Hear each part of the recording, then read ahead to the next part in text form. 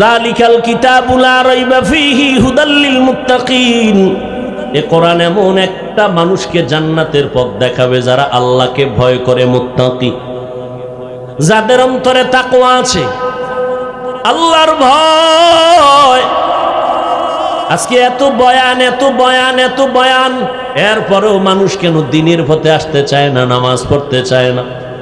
এর একমাত্র কারণ আমাদের অন্তরে জাহান্নামের ভয় নাই। আর ভালো করে মনে রাখবেন, তাকওয়া এটা এমন একটা মেডিসিন যেটা ধরাও যায় না, দেখাও যায় না, ঢুকাইতে হবে অন্তরে। অন্তরটাও দেখা যায় না, ধরা যায় না। এই তাকওয়া অন্তরে ঢুকানোর একমাত্র পথ হলো খাঁটি আল্লাহওয়ালাদের নেক সোহবত, যাদেরকে হাদিস বুখারীতে বলা হয়েছে ওলিয়ে কামেল, কোরআন শরীফ বলেছে আউলিয়া। ভালো করে শুনো রাজশাহীর যুবক, যারা বলে আমরা ওলি মানি না, আউলিয়া মানি না, তারা বুখারী শরীফ মানে না, কোরআন শরীফও মানে না। আবার আসতে কি মনে হয় গাঞ্জা খাইয়ে বইছি? চেহারা দেখলে মনে হয় একজনে তেঁতুল খায়, কয় ভাই কেমন লাগে? কয় ঠোঁটের মিসকলে বুঝো না। গাঞ্জা খাইলে তো চেহারা দেখলে মনে হয় তুমি খেয়েছো, তোমার চেহারার মধ্যে নূর নাই, নামাজ নাই, রোজা নাই, পর্দা নাই। হুজুরদের মাথা খারাপ হওয়ার কথা না রে বাবা। ভালো করে মনে রাখবা, আমি দ্ব্যর্থহীন ভাষায় বললাম, কারো অন্তরে যদি সন্দেহ থাকে, আমি আল্লাহর নামে কসম খাইয়া সন্দেহটাকে দূর করতে চাই। ওয়াল্লাহি, আল্লাহর কসম, যারা বলে আমরা ওলি মানি না, আউলিয়া মানি না, তারা বুখারী শরীফ মানে না, কোরআন শরীফও মানে না। শেষ ফল হলো তারা হলো এই জমিনে ইসলামের বড় দুশমন। ওলিয়া উলিয়া মানে না মানি, বুখারী শরীফ খুলো, ওলিদের গুণগান কাকে বলে ওখানে পাইবা। কোরআন খুলো, আউলিয়া কাকে বলে ওখানে পাইবা। তবে এই বাজারে কিছু ভণ্ড আছে, ভণ্ডদেরকে আমরা কখনো ভুলেও সাপোর্ট করব। আউলিয়ারা কারে অকবা এখতিয়ার, জাহেলারা কারে দুনিয়া এখতিয়ার। মাইলে মোমেন সোয়ে মোমেন মিশাওয়াত, মাইলে কাফের সোয়ে কাফের মিশাওয়াত। ভাইরা আমার, আল্লাহর কোরআন জান্নাতের পথ দেখাবে, হেদায়েতের পথ দেখাবে। যারা মুত্তাকি, মুত্তাকি কারা? যারা আল্লাহর ভয় করে গুনাহ করে না। এরা তো আল্লাহকে ভয় না করার কারণে মুত্তাকি। এদেরকে আবার কোরআন কিসের পথ দেখাবে? অনেক প্রশ্ন, অনেক জবাব এখানে আছে। এক কথায় বলি রে বাবা, আল্লাহর ভয় অন্তরে জমা করে নাও। আমি আপনাদের একটা কথা জিজ্ঞাসা করি, আল্লাহকে সাক্ষী রেখে জবাব দিবেন, পারবেন ইনশাআল্লাহ? এতক্ষণ যারা বয়ান শুনছেন, ওলামায়ে কেরামের আরো আলেমরা বয়ান করছেন, আল্লাহকে সাক্ষী রেখে একটু বলেন তো, এই যে ওলামায়ে কেরামদের বয়ানে বা মজলিসে বসছেন, এতক্ষণ বয়ান শোনার পরেও কি অন্তরে কোনো দাগ কাটে নাই? অন্তরে কোনো ধাক্কা লাগে নাই? একটু আফসুসের মতো আসে নাই? তো 2 ঘন্টা বয়ানে আলেমের কাছে বসলে যদি একটু ধাক্কা লাগে যে জীবনে করলাম কি, আমি একটা মানুষ, তাহলে 2 ঘন্টায় যদি এমন হয়, তাহলে যেই আল্লাহর গোলাম বছরকে বছর যুগ যুগান্তর ওলামাদের মজলিসে সময় কাটাবে, সে জান্নাতি হইয়া কবরে যাবে। এটা বুঝতে তোমার কষ্ট কেন? শিশু বাচ্চা অসুস্থ, কোন ডাক্তারের ঔষধে ফিরে না, পানি ভরা তেল ভরা হুজুরের কাছে দোয়া, কি বিষয় কি কয়? এলাকার সবাই বলে বদনজর। কি নজর? আপনারা দেখেন না মাঝে মাঝে ফসলি জমিনের মধ্যে জুতা টানায়, কদু গাছের গোড়ায় জুতা টানানো দেখছেন কখনো? কেন? জুতা টানাইলে কদু বরকতময় হয়। তাহলে এগুলো টানায় কেন? বদনজর থেকে বাঁচার জন্য। কথা ঠিক? কার বদনজর? গরুতে দুধ হয় 13 কেজি, গাভীর দুধ দেয় 13 কেজি, বদনজর লাগছে তো 1.5 কেজি হয়ে গেছে। হুজুর একটু পানিতে দম দেন, বদনজর লাগছে। কার বদনজর? এলাকার বড় হুজুরের কয় না, সমাজের বড় গাঞ্জাখোর বেনামাজির বদনজর লাগছে। এই যুবকেরা, একটা বেনামাজির বদনজর লাগলে একটা বাচ্চার মধ্যে যদি রিয়াকশন হয়, একজন জাকিরিন আশিকিন তাহাজ্জুদওয়ালা আল্লাহর গোলাম নেক নজর দিলে কেন অ্যাকশন হবে না? আল্লাহওয়ালাদের নজরে কেন অ্যাকশন হবে না? শুন পয়গম্বরের দলিল। কালান নবী সাল্লাল্লাহু আলাইহি ওয়াসাল্লাম, ইত্তাকু ফিরাসাতাল মুমিন ফাইন্নাহু ইয়ানজুরু বিনুরিল্লাহ। ভালো করে শুনো মুমিন, আল্লাহর খাস বান্দা যাদের কলবের পাওয়ার এত বেশি, তোমরা তাদের ব্যাপারে সাবধানতা অবলম্বন করিও, বেদ্যুবি করবা না। তারা তুমি যা দেখো না, তারা অনেক কিছু দেখে, চামড়ার চোখে দেখে না, আল্লাহর দেওয়া নূরের পাওয়ার দিয়ে তারা দেখে। ভাইরা আমার, ওই আল্লাহর মুহাব্বত আর তাকওয়া যদি অন্তরে জমা করতে চাও, এ জমিনের মধ্যে আল্লাহর প্রিয় বান্দা তাকওয়াওয়ালা, এদের নেক নজর লাগাইও, এদের দোয়া নেওয়ার চেষ্টা করিও। আমি বয়ানের শুরুতেই বলেছিলাম, আর আমরা নবী পাবো না, ওমর, ওসমান, আলী, আবু বকর, কাউকে আমরা পাবো না। বড় বড়দেরকে আমরা হারিয়ে ফেলেছি, আর জীবনে তাদের সামনে আমাদের চেহারা ভাসবে না। আরে ইমাম বুখারী, ইমাম মুসলিম, যারা বড় বড় মানুষ, এদেরকে আমরা পাবো না। কিয়ামত পর্যন্ত আমরা যাদের দেখে দেখে নিজেদের কলব সোজা করব, আমলকে পরিশুদ্ধ করব, তারা হবে একমাত্র উলামায়ে আহলে হক। আহলে হক বলবেন, উলামায়ে আহলে হক। যাদের বয়ান শুনলে একটু দিলটা নরম হয় রে যুবক। আমি যে এতক্ষণ বয়ান শুনাইলাম আপনাদেরকে, একবারও তো বলি নাই কওমি মাদ্রাসায় না পড়লে গুনাহ হবে। এখন না, কখনোই বলি নাই। আমি আপনাদের এতক্ষণ বয়ান শুনাইলাম, বিনয়ের সাথে পায়ে ধরে ধরে ধরে ধরে বয়ান করি, এত কষ্ট করে সারাটা বছর ঘুরি। একবারও বলি নাই তাবলিগ না করলে আপনি জাহান্নামে যাবেন, এই কথাও বলি নাই। পাঁচকল্লি টুপি মাথায় না দিলে আপনি গুনাহগার হবেন, একবারও বলি নাই। পীরের কাছে না গেলে আপনি জাহান্নামে চলে যাবেন, একটাও বার বলি নাই রে বাবা। আমি বলবো, আমি চাই আপনাদের অন্তরে দুইটা কথা ভালোভাবে পেশ করার জন্য যেন ঢুকায় রাখতে পারেন। আপনি যেই লাইনে থাকেন, দুইটা স্লোগান অন্তরে জমা রাখবেন। আপনি আমি আল্লাহর গোলাম, আখিরি নবীর উম্মত। সবাই মন মতো চলতে পারবে, কিন্তু আমার আপনার গলায় কালেমার রশি লাগানো আছে, আপনি আমি মন মতো চলতে পারবো না। খানা পাইলেই খাওয়া যাবে না, কারণ যে কেউ মনের মতো খেতে পারবে। আমার খানার মধ্যে কালেমার সীমাবদ্ধতা লাগানো আছে। আগে বাইসা নিবা কোনটা হালাল কোনটা হারাম। হারাম খানা দ্বারা তোমার গোশত হবে, রক্ত হবে, জাহান্নামে যাবে। হারাম খানায় তোমার সন্তানের রক্ত না পা খায়া যাবে। হালাল খানা ছাড়া উপায় নাই। আল্লাহর ইবাদত কবুলিয়তের পূর্ব শর্ত হলো হালাল খাদ্য দ্বারা সেজদা দাও। ও নবীর উম্মতের দল, আজকে থেকে তৈরি হয়ে যাও। ও যুবক, ও বৃদ্ধ বাবাজি, পর্দার আড়ালের আম্মা জানেরা, 5 বেলার নামাজ পড়বেন, মা বাবার খেদমত করবেন। ও যুবক, আজকে তোমার মতো কত যুবক দেখো স্কুল কলেজে ভরিয়াও 5 বেলার নামাজ পড়ে। মিথ্যা সাক্ষী দিও না, একটু সত্য কথা বলো, আছে না নাই? আল্লাহ তোমাকে বিবেক দান করছেন, বিবেকটাকে দিয়ে প্রশ্ন করো, বিবেকের তুমি কেন পারবা না? তোমার মতো যুবক তাকায় দেখো, আজ র্যাব, আর্মি, পুলিশ, বিডিআরের চাকরি করে 5 বেলার নামাজ পড়ে, তুমি কেন পারো না রে বাবা? তোমার মতো যুবক আজকে রাস্তায় গাড়ি চালায়, 1 বেলার নামাজও বাদ দেয় না। মনের প্রশ্ন করো, গাড়ি চালায় যদি নামাজ পড়ে, আমি কেন পারি না? তোমার মতো যুবক যদি ব্যবসা করে নামাজ পড়ে, তুমি কেন পারো না? তোমার আমার মতো বান্দা নদীর মধ্যে মাছ ধরে নামাজ পড়ে নেয়, নামাজ ছাড়ে না, তুমি কেন পারবা না? ও বৃদ্ধ বাবাজি, আপনার মতো কত বুড়া মানুষ হাতের মধ্যে লাঠি নিয়ে মসজিদে যায়, 5 বেলার নামাজ পড়ে, নামাজ ছাড়ে না। আপনি বুড়া হওয়ার কারণে কেন বলেন আমি পারতেছি না?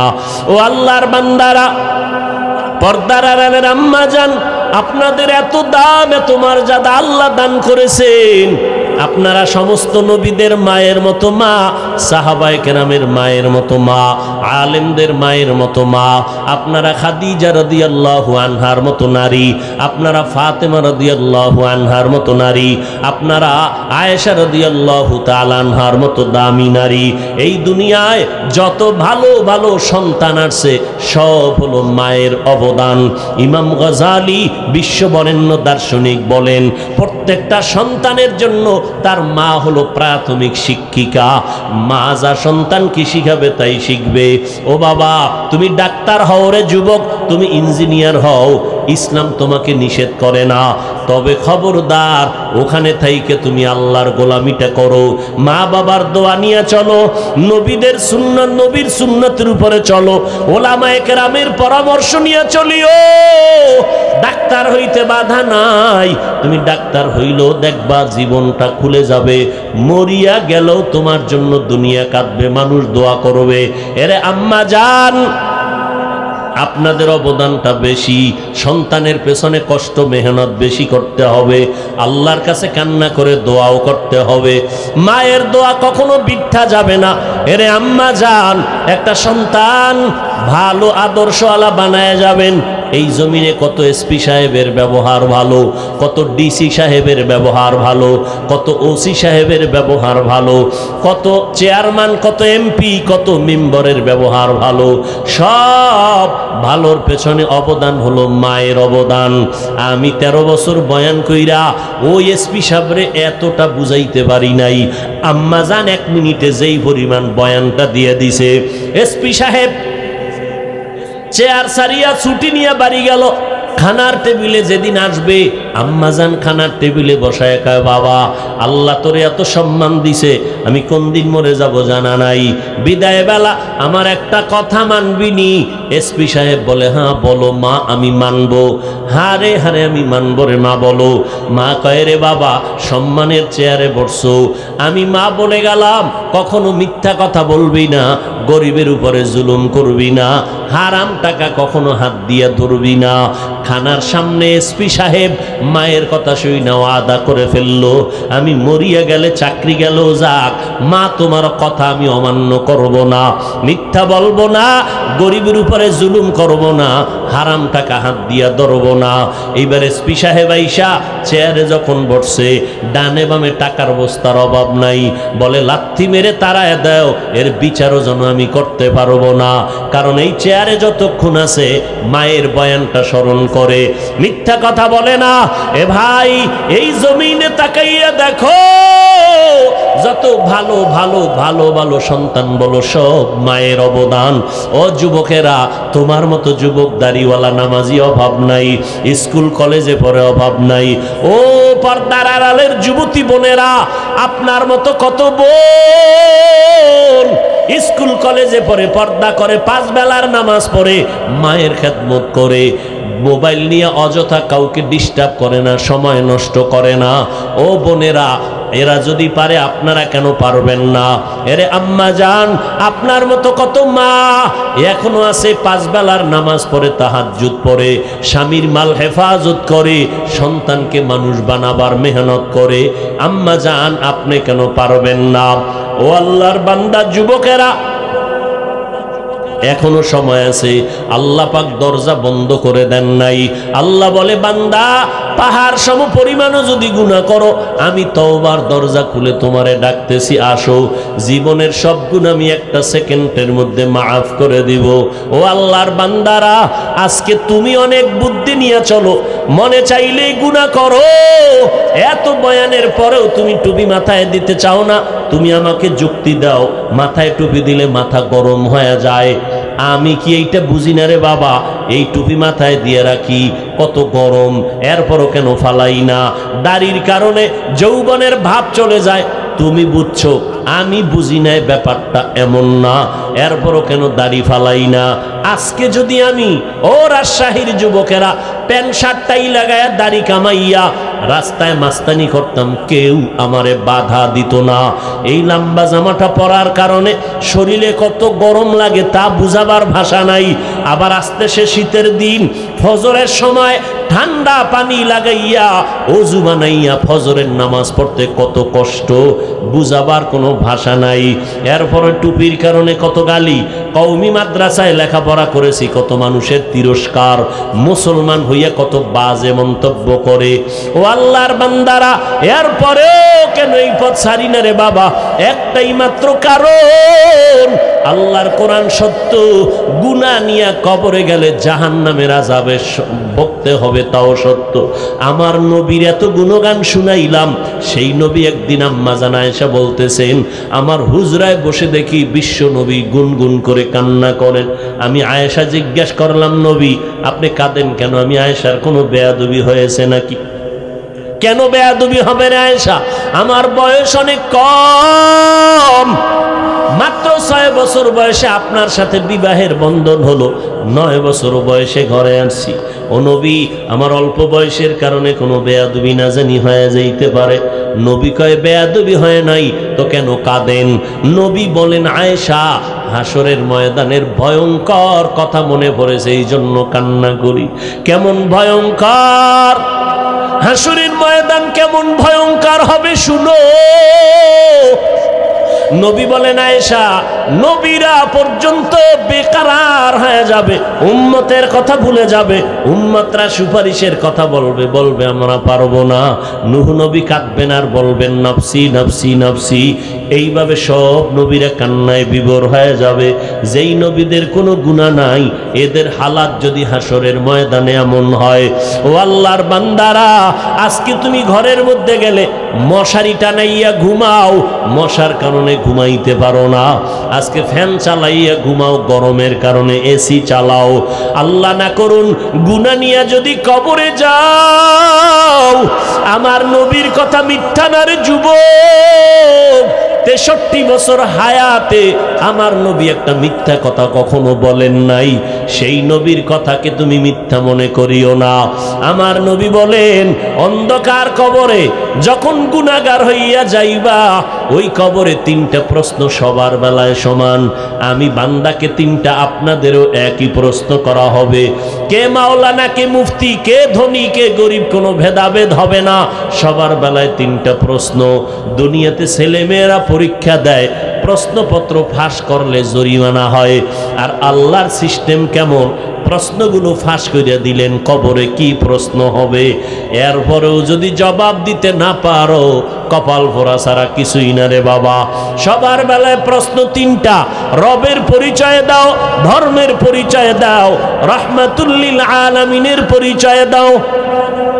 এই 3টা প্রশ্নের জবাব আমি হুজুর পারবো তার কোনো গ্যারান্টি নাই। যদি গ্যারান্টি থাকতো তাহলে সারাটা জিন্দেগি আবু বকর জান্নাতের টিকিট পাইয়া কান্না করতেন না, ওমরে ফারুক কাঁদতেন না, হযরত ওসমান কান্না করতেন না। হযরত ওসমানের ইতিহাস পড়ো, কবরের কিনারা দিয়ে গেলেই হাউমাউ করে চিল্লাইয়া কান্না করতেন, মনে হয় বৃষ্টির মতো পানি পড়ে দাড়ি মোবারক ভিজিয়া যাইত। ওসমান, আপনি এত কান্না করেন কেন কবর দেখলে? ওসমান বলেন, মানুষের মরণের পরে প্রথম ঘাটি কবর, এখানে যদি আটকায় যায় তো বাকি ঘাটিতেও খবর হয়ে যাবে। এই কথা স্মরণ করে আমি কান্না করি। ও যুবক, তোমাকে যদি কবরের মতো একটা জায়গা ঘরের মধ্যে করিয়া ঘুমাইতে দেওয়া হয়, দরজায় তালা লাগাইয়া, তুমি পাগলের মতো ছটফট করবা। অথচ চিন্তা করছো নি, আজকে তোমার কত বন্ধু বান্ধব একটু স্বার্থে আঘাত লাগলেই মোবাইলটা বন্ধ করে রেখে দেয়, আর তারে খুঁজিয়া পাওয়া যায় না। দেখো, দুনিয়াতে কেউ তোমার আমার আপন নাই। মা বাবা বলো, 2-3 দিন কান্না করার পর ওই কবরের মধ্যে মাটি দিয়ে সবাই চলে যাবে। 3টা প্রশ্নের জবাব ফেরেশতারা যখন চাইবে, গুনাহগারেরা একটা জবাবও দিতে পারবে না। নবী বলেন, শুধু বলবে হা হা লা আদরি, আফসুস আমি কিছুই জানি না। আল্লাহর অর্ডার হয়ে যাবে, ও ফেরেশতা, আল্লাহ গায়বী আওয়াজ দিয়ে বলবেন, এই নাফরমান আমি দুনিয়াতে কম সুযোগ দেই নাই, আমার দেওয়া সূর্যের আলো, আমার দেওয়া চাঁদের আলো, আমার দেওয়া জমিনের ফসল, আমার দেওয়া গাছের ফল খাইলো, নদীর মাছ খাইলো, এত বড় নেমো খারাপ, একবারও আলহামদুলিল্লাহ বলে নাই। ওলামায়ে কেরাম পায়ে ধরে ধরে নামাজের দাওয়াত দিছে, 5 বেলার নামাজ ঠিক মতো পড়ে নাই। জুমার মসজিদে গিয়াও সুন্নাত না পইরা সালামের পরে দৌড়াইয়া চলে গেছে। ইমামের সালামের পরে আরো 4 রাকাত সুন্নাত আছে, না পড়লে গুনাহ হবে। উম্মত ওই 4 রাকাত সুন্নাত না পইরা সালাম দিলে দৌড়াইয়া চলে যায়। জুমার নামাজে গিয়াও পুরা নামাজটা পড়ে না, ঠিক নি? জুমায় গিয়েও পুরা নামাজটা পড়ে না। সালাম ফিরাইলে মুসল্লিরা সব চলে যায়, অথচ বাকি 4 রাকাত নামাজ পড়া লাগবে, ছাড়ার কোনো উপায় নাই। মুসাফিরের কথা আলাদা। ও আল্লাহর বান্দারা, আল্লাহ বলবেন ফেরেশতা, আমি আল্লাহ এত দয়া করলাম, এই বান্দারে এত নেয়ামত আমি দিলাম, নামাজ পড়ে নাই, বরং এটা এমন কপাল পোড়া, নিজেও টুপি পরে নাই, যারা টুপি পরতো তাদেরও পছন্দ করে নাই, নিজেও দাড়ি রাখে নাই, যারা দাড়ি রাখছে তাদেরও পছন্দ করে নাই, নিজেও হালাল খায় নাই, যারা হালাল খেয়েছে তাদেরও পছন্দ করে নাই, নিজেও পাগড়ি পরে নাই, যারা নবীর আদর্শের পাগড়ি পরতো তাদেরও পছন্দ করে নাই, নিজেও পর্দা করে নাই, যারা পর্দা করতো তাদেরও পছন্দ করে নাই। ও ফেরেশতা, এখন আর দেরি না করে কবরে জাহান্নামের বিছানাটা দিয়া দাও। আল্লাহর অর্ডারে কবরের মধ্যে জাহান্নামের বিছানা দেওয়া হবে। আল্লাহর অর্ডারে জাহান্নামের সাথে কবরের সাথে রাস্তা হয়ে যাবে, জাহান্নামের আগুন কবর ভরে যাবে। মানুষ বিশ্বাস করো না, এই জন্যই তো আল্লাহ এই বাংলাদেশের মধ্যে কত কবরে আযাব ডাইরেক্ট দেখায় দিছে, কত কবরে আগুন, কত কবরে সাপ, কত কবরে ধোঁয়া, আবার কত কবরে বাংলাদেশে পাওয়া গেছে 30 বছর পরে লাশটা তাজা, সাদা কাফুন একটা দাগও লাগে নাই। এই বাংলাদেশে পাওয়া গেছে যত কবরের লাশ তাজা পাওয়া গেল, সব হলো নামাজিদের লাশ, আর যত কবরে আযাবের খবর পাওয়া গেল, সব হলো বেনামাজির লাশ। ও যুবক, যদি বলতা হাফিজ ভাই আমগো পাও 2টা ধইরা যদি বলো তো আর জীবনে নামাজ ছাড়বো না, বেপরদায় চলবো না, মা বাবারে আর কাঁদাবো না। এ যুবক, কয়দিন আর বাঁচবারে বাবা? করোনায় কত যুবকের প্রাণ গেল। ও আল্লাহর বান্দারা, এই ডেঙ্গুতে কত যুবকের প্রাণ চলে গেল, কত আপনজনের হারাইয়া ফেললাম। কয়দিন আর বাহাদুরি করবা? আগামী বছর বয়ান হবে, তুমি এখানে বসার কোনো গ্যারান্টি নেই, বাঁচার গ্যারান্টি নেই। তাজা তাজা যুবক হঠাৎ করে মরে যায়, কোনো রোগ নাই, স্টক করে মরে গেছে। ও আল্লাহর বান্দারা, এখনো কি একটু তওবা করবা না? মানুষের অনেক শখ থাকে, মনে চাইলে সিনেমায় যাবে, গেছো না, এবার ফের মনে চাইছে একটু পার্কে যাবি, গেছো তো, এবার ফিরে আসো রে যুবক। মনে চাইছে একটু আড্ডা দিবা, বন্ধু বান্ধবী নিয়ে আড্ডা দিছো, এইবার একটু তওবা করে নাও। কত আর গুনাহ করবা আল্লাহর দেওয়া জমিনে থাইকা, আল্লাহর দেওয়া নেয়ামত পাইয়া আজকে পানি খাইতেছো, আল্লাহর দেওয়া নেয়ামত ভোগ করতেছো। খানা ছাড়া না খাইয়া না খাইয়া ফিলিস্তিনের মুসলমানগুলো জীবন চলে যাইতেছে। কান্নার আওয়াজ আর কান্নার আওয়াজ, রক্তে লাল হয়ে গেছে। মনে মনে খুশি হইও না, ওই বিপদ তোমার আমার জন্য অপেক্ষমান।